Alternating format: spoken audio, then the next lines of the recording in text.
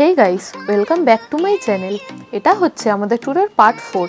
তো এর আগে 3টে পার্ট আমি এই চ্যানেলেই ছেড়েছি, সেগুলো যদি এখনও দেখে না থাকো তাহলে সেগুলোর লিঙ্ক আমি ডেসক্রিপশন বক্সে দিয়ে দিচ্ছি, সেগুলো দেখে নিও।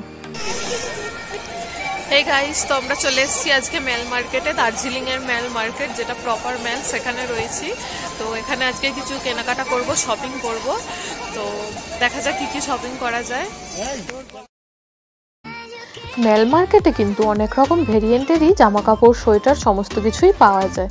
তো এগুলো দেখে একদম চোখে লাগবার মতনই, খুব সুন্দর জায়গা আর খুব সুন্দর জিনিসপত্রের কালেকশানও রয়েছে। তো এগুলো যেগুলো শপিং করেছি সেগুলো এই ভিডিওটার মানে ফাইনাল যে পার্টটা আসবে তার মধ্যে আমি তোমাদেরকে সেগুলো দেখাবো।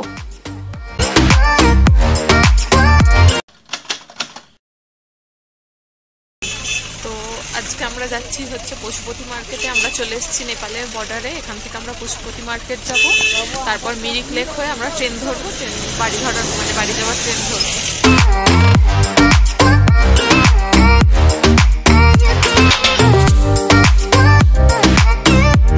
হে গাইস, তো আমরা চলে এসেছি নেপালের বর্ডারে। এখানে আমরা আজকে যাব পশুপতি মার্কেটে। তো ওখান থেকে দেখা যাক কি শপিং করা যায়।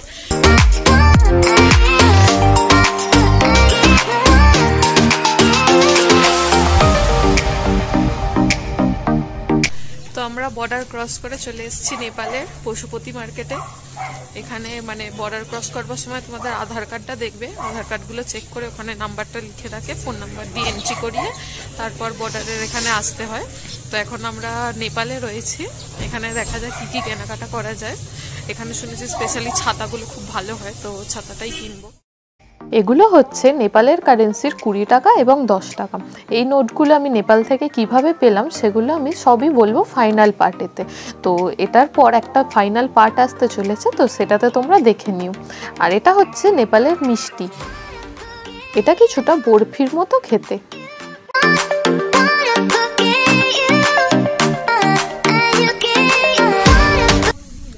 তো আমরা এসে গেছি মিরিক লেকে। এটা হচ্ছে লেকটা। আর এখানে বোটিং আর হর্স রাইডিং দুটোই হয়, কিন্তু সময়ের অভাবে এখন করা যাচ্ছে না। তো যেহেতু আমাদের পুরো প্যাকড আপ শিডিউল ছিল, তার জন্য সব জায়গাতে গিয়ে মানে সেখানকার যে স্পেশালিটি যেমন বোটিং, হর্স রাইডিং বা টয় ট্রেন চাপা, এগুলো আমরা কোনোটাই করতে পারিনি। কিন্তু ঘুরেছি আমরা খুব ভালো, মানে অনেক কটা জায়গা এক সপ্তাহের মধ্যে আমরা কভার করেছি। তোমরা ভিডিওটাতেই দেখতে পাচ্ছ বা দেখে বুঝতে পেরেছো। তো সব জায়গায় গিয়ে মানে অতটা টাইম দিয়ে আমাদের পক্ষে সম্ভব হয়নি, কিন্তু পরে যদি যাই অবশ্যই এই জায়গাগুলো টাইম নিয়ে মানে হর্স রাইডিং, বোটিং বা টয় ট্রেনে চাপা এগুলো আমরা অবশ্যই করব। এই ভিডিওটা যদি তোমাদের ভালো লেগে থাকে তাহলে ভিডিওটাকে লাইক করো, কমেন্ট করে আমাকে জানিও ভিডিওটা কেমন লাগলো, আর প্রচুর পরিমাণে শেয়ার করে দিও।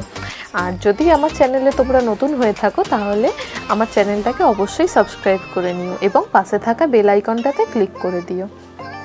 তোমরা চাইলে আমাকে আমার ফেসবুক এবং ইনস্টাগ্রামেও ফলো করতে পারো, লিঙ্কগুলো আমি ডেসক্রিপশন বক্সে দিয়ে দিয়েছি।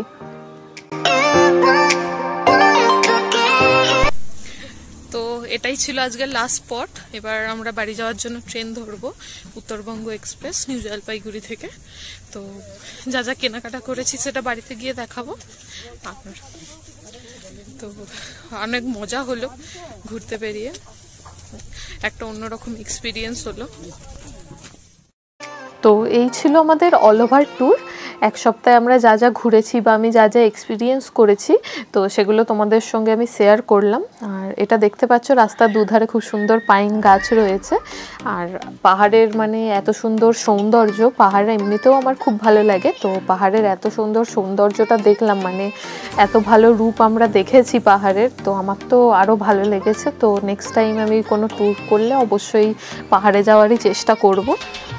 হেই গাইস, তো তোমরা ভিডিওটা দেখলে, আমাদের ঘুরতে যাওয়ার পুরো ভিডিওটা। তো ভিডিওটা কেমন লাগলো তোমরা আমাকে জানিও, লাইক করো, কমেন্ট করো। আর এরকম যদি আরও কিছু ভিডিও দেখতে চাও তো আমাকে অবশ্যই আমার এই চ্যানেলটা সাবস্ক্রাইব করে নিও। তো এবার আসা যাক শপিংয়ে। তো বেশি কিছু শপিং করবার সময় পাইনি, কারণ দেখেছো আমাদের পুরো প্যাকড আপ শিডিউল ছিল।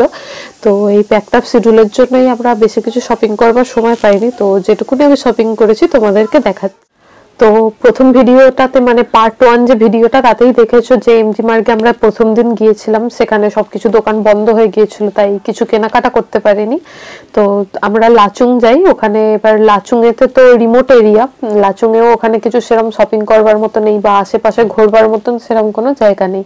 মানে ওখানে গেলে যদি হোমস্টেতে ঢুকে যাই তো সারাদিন বাড়িতেই থাকতে হবে।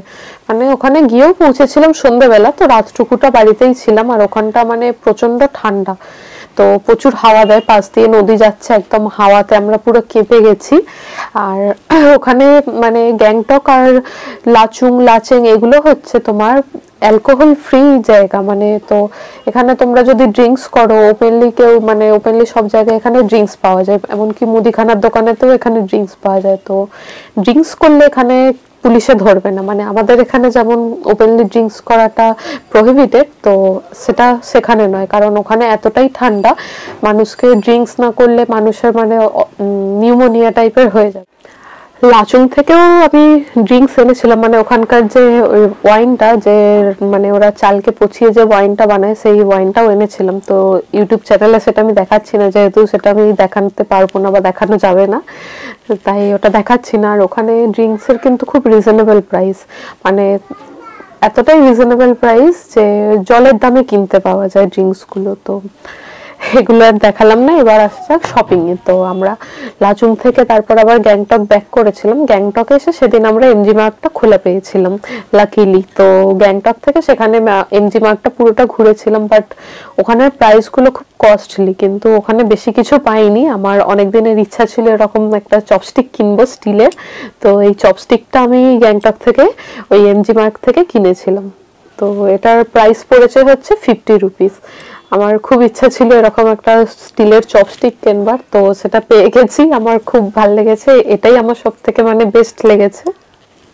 তারপর আমরা গ্যাংটক থেকে পেলিং এ গিয়েছিলাম। পেলিংটাও কিছুটা লাচুং এর মতনই, কিন্তু অতটাও নয়, বাট পেলিং এ গেলেও ওখানে সেখানে মানে ঘুরতে যাওয়ার মতন আশেপাশে কোনো সাইট সিন বা কিছু নেই, সবই গাড়ি করেই যেতে হয়। তো পেলিং এ গিয়েও সেরকম কিছু কেনাকাটা হয়নি। পেলিং থেকে যখন দার্জিলিং এসেছি, তো দার্জিলিং এ কিছু কিছু জিনিস কেনাকাটা করেছি। প্রথমেই হচ্ছে এই দুটো হ্যান্ড গ্লাভস আমি কিনেছি। তো ওখানে যেহেতু প্রচুর ঠান্ডা ছিল, এমনি বরফের যে গ্লাভস গুলো ওগুলো পরেও ঠান্ডা লাগছিল, তাই এই গ্লাভস গুলো আমি কিনে পরেছিলাম। তো এটা বেশ ভালো গরম দিচ্ছিল হাতটা। আর তারপর একটা কিনেছি হচ্ছে আমি এই স্টোলটা। তো এই স্টোলটা আমার বেশ খুব পছন্দ হয়েছে। এই স্টোলটা আমি পেয়েছি 80 রুপিসে। তো এটা 100 টাকায় বিক্রি করছিল ওনারা, যেহেতু এটাই লাস্ট পিস পড়েছিল, লাকিলি আমি পেয়ে গেছি এটা। তো এটা ওনারা আমাকে 80 টাকাতেই দিয়ে দিয়েছে। আর ওখানে একটা চায়না মার্কেট আছে, তো চায়না মার্কেটে আমি বেশ এরকম টাইপের ক্যান্ডি, মানে এগুলো মাশমেলো, আমার মাশমেলো খেতে খুব ভালো লাগে। তো এই মাশমেলো, তারপরে এরকম টাইপের সুন্দর জেলিগুলো তোমরা দেখতে পাচ্ছ, খুব কিউট জেলি। আর এরকম একটা জেলি কিনেছি। আর এটা একটা রয়েছে পেন টাইপের একটা ক্যান্ডি, তো এটা এখন আমি খুলে দেখিনি, এটা তোমাদেরকে দেখাবো বলে আমি তার জন্য রেখে দিয়েছি, এটা আমি পরে খুলছি। আর এটা হচ্ছে একটা বার্গার টাইপের জেলি, তো এটাও একটা ক্যান্ডি, এটাও আমি তোমাদের খুলে দেখাবো। তো এই ছিল শপিং। আর তারপর হচ্ছে এই টিটা কিনেছি, দার্জিলিং টি। অবশ্যই দার্জিলিং এ যাচ্ছি আর চা কিনবো না সেটা কি হয়। এটা হচ্ছে তোমার 1500 টাকা কেজি ছিল। তো এটা আমি 100 গ্রাম কিনেছি 150 টাকা দিয়ে।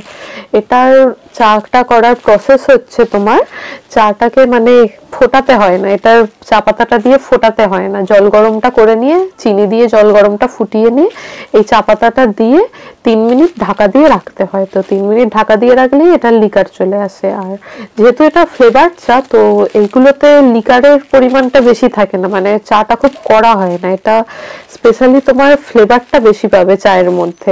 ওনারাও এটাই বলেছেন যে দার্জিলিং এর চা কিন্তু দার্জিলিং এর চায়ের মতনই, এখানে লিকার চা কিন্তু মানে লিকার যে আমরা কড়া লিকার খেতে ভালোবাসি, কিন্তু লিকারটা এখানে পাবে না, এটা হচ্ছে তোমার ফ্লেভার, মানে এখানকার চায়ের ফ্লেভারটাই স্পেশালিটি।